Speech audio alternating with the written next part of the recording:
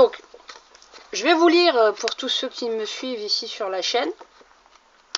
Et ça serait bien que l'on ait donc une vision globale sur ce qu'était Napoléon, qu'on a tendance à idolâtrer quasiment. Donc, c'est un ouvrage de 1971 qui était dans les éditions de la Table Ronde. La vie sexuelle de Napoléon et Joséphine. Voilà. Voilà, moi je vais chiner dans les anciens bouquins. Et donc, voilà.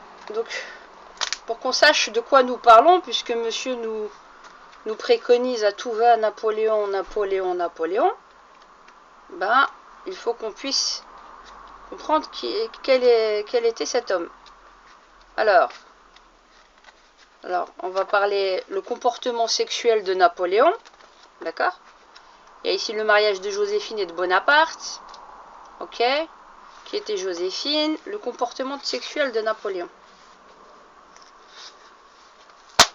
Donc, mais moi je voulais sur un autre titre, il y avait un autre, les anomalies sexuelles chez Napoléon. Ouais, ça aussi c'est très important. Alors, on va commencer par ça. Les anomalies sexuelles chez Napoléon. Je vais vous lire un petit peu. Les anomalies sexuelles chez Napoléon ont été fort discutées.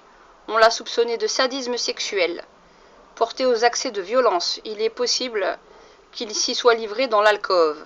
Déjà garçonné plutôt que de son prénom Nabulion, on se servait du nom de Rabulion, le querelleur, pour l'appeler. Élève à l'école militaire, il démolissait à coups de pied un confessionnal parce qu'un prêtre lui avait dit du mal des Corses. Plus tard, lors de vives contrariétés, ses crises de violence furent innombrables sous forme de coups de cravache, de pieds ou de gifles, même à des officiers. D'une façon plus anodine, il se prenait à piétiner rageusement son chapeau jeté à terre. Avec Joséphine, il s'était laissé aller à lui déchirer des robes et la pincer ou l'empoigner à la faire pleurer. Il mit une fois le poing sous le nez de Marie-Louise. Une nuit, convulsivement, il serra les seins de mademoiselle Georges. Elle dut appeler à l'aide pour se dégager. À Sainte-Hélène, l'empereur confiait l'histoire que lui avait raconté le tsar d'un grand-duc qui avait étranglé sa maîtresse tout en collant ses lèvres contre les siennes pour qu'elle ne crie pas. Cette complaisance à raconter ce crime chez Napoléon pouvait témoigner chez lui d'un écho morbide. Une forme mineure de sadisme masculin est le sentiment de souiller autrui par l'éjaculation, l'urination ou même des matières fécales. Selon le pamphlétaire Goldsmith, qui souvent ne s'est borné qu'à grossir les faits, Bonaparte, au siège de Toulon, avait retiré les hosties d'un ciboire pour le remplir de ses excréments. Une tendance à la pédophilie ou aux amours sexuels des très jeunes s'est manifestée chez Napoléon. Georgina n'avait que 15 ans. Stéphanie de Beauharnais, âgée de 17 ans, en paraissait beaucoup moins. À Berlin, il mettait dans sa couche une autre gamine d'une quinzaine d'années que sa mère attendait à proximité et amenée par Constant, bien informé de ses goûts. Le penchant pour les filles très jeunes était fort répandu à l'époque. Il s'apparentait d'autant plus à la pédophilie que la puberté était plus tardive de 2 ou de 3 ans. La fille d'alors de 15 ans pour l'état civil était biologiquement celle de 12 à 13 ans d'aujourd'hui. Ses règles n'étaient pas survenues et son aspect physique était encore celui d'une fillette. Il est vraisemblable que cette pédophilie masculine s'est répercutée sur le code Napoléon. Il n'a indiqué aucun âge minimum pour les rapports sexuels. Une loi de 1832 l'a fixé à 11 ans, une autre de 1863 à 13 ans. En 1945, on l'éleva à 15 ans. À mesure que la puberté devenait précoce, la loi le situait de plus en plus tard, à contre-courant de la biologie. L'inceste, sans être une anomalie physiologique, en est une, socialement, en l'état des mœurs. Une forme bénigne pour le mâle est le rapport paternel avec une fille adoptive. Napoléon essaya de le consommer. Il raffolait d'une nièce espiègle de Joséphine, Stéphanie de Beauharnais, et l'adopta dans les formes. Il se livra sur elle à des entreprises en privé, qu'elle avoua à Joséphine. On s'empressa alors de la marier au prince de Bade, d'une obésité précoce, dont Stéphanie ne s'accommoda pas. Elle lui fit passer ses nuits nuptiales dans un fauteuil. L'empereur, toujours épris, ne désespérait pas de posséder Stéphanie. Il l'encouragea quelque temps à se refuser à son mari, mais elle ne persévéra pas, et l'inceste, s'il fut désiré, ne fut pas effectif. Il est fort possible par contre qu'il l'ait été avec Hortense, fille de Joséphine, et ainsi par alliance de Napoléon. Elle s'était mariée à 17 ans avec Louis Bonaparte. Immédiatement enceinte, à sa lune de miel, de nombreux bruits coururent que le premier consul avait été l'auteur de sa grossesse et qu'il avait voulu le faire endosser par son frère en lui mettant Hortense dans les bras. Elle s'arrangea, selon ses mémoires, pour faire dire à son accoucheur Baudeloche, le plus expérimenté d'alors, que les enfantements prématurés de 2 ou 3 semaines étaient extrêmement fréquents. Elle s'empressa de l'annoncer joyeusement à son mari, comme si elle prévoyait déjà accoucher anormalement tôt par rapport à son mariage. La fureur de Louis d'apprendre sa femme enceinte de suite et son éloignement d'elle très peu après sont insolites, comme le furent aussi les attentions excessives de Napoléon pour le garçon qui naquit ensuite. Il en aurait fait son héritier si son frère ne s'y était pas opposé farouchement. Ce garçon, selon Constant, devait ressembler à l'empereur bien davantage que le roi de Rome. La manière presque clandestine, contrairement aux usages dont fut déclarée sa naissance, laisse croire, selon P. de Lacretelle, que sa date officielle avait été arrangée. L'inceste de Napoléon avec Hortense aurait contribué à faire monter son mari sur le trône de Hollande, ce qui fut déplorable pour l'Empire, et il aurait aussi retardé le divorce de Joséphine.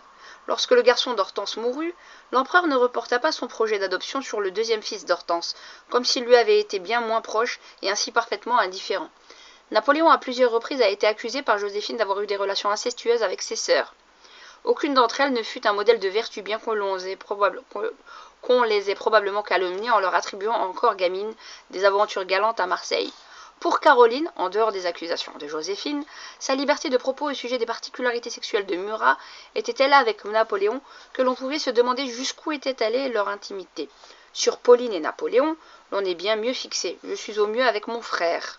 Il a couché 2 fois avec moi, confiait-elle. Vous aimez les incestueux apparemment.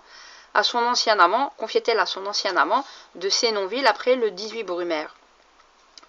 Au début de l'Empire, suivant un ami de Volney, Joséphine un jour accourut voir celui-ci qui habitait au Louvre pour s'écrier en sanglots « L'empereur est un misérable, je l'ai surpris dans les bras de Pauline. » L'impératrice s'en alla ainsi ensuite brusquement. À l'île d'Elbe, où Pauline avait rejoint Napoléon, il est douteux que leur pratique incestueuse ait été possible.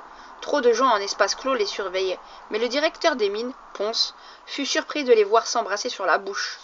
Fouché, lorsqu'il a affirmé l'inceste entre eux, a employé pour décrire les charmes de Pauline les mêmes termes que Napoléon avec las casses, ce qui laisse penser que l'empereur se laissa aller aux confidences avec son ministre de la police. C'est surtout l'état des idées et des mœurs dans la famille Bonaparte qui a accrédité la possibilité de l'inceste. Caroline en avait été accusée déjà avec Joseph lorsqu'elle vivait chez lui. Napoléon, qui se croyait au-dessus des lois et de la morale, n'avait de plus aucun préjugé suivant Frédéric Masson. Il confia à Sainte-Hélène. « Qui m'empêche de baiser ma sœur ?»« Ah, monsieur Zemmour. »« Qui m'empêche de baiser ma sœur ?»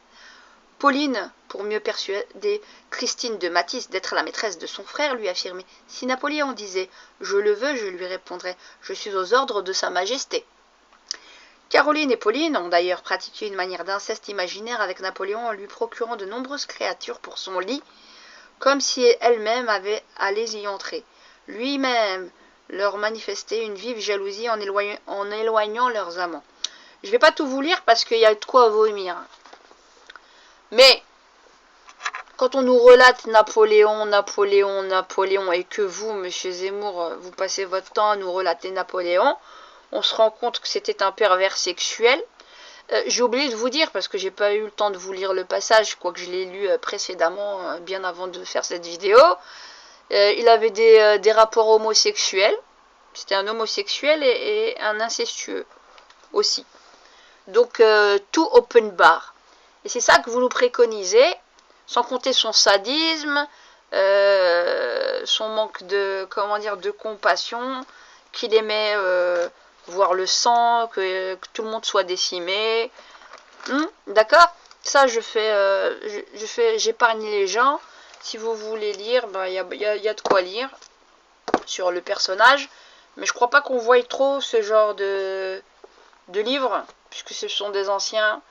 La vie sexuelle de Napoléon et Joséphine, du docteur Georges Valencin, de 60 éditions Table Ronde. Et il y a des choses qui sont connues et qui sont cachées.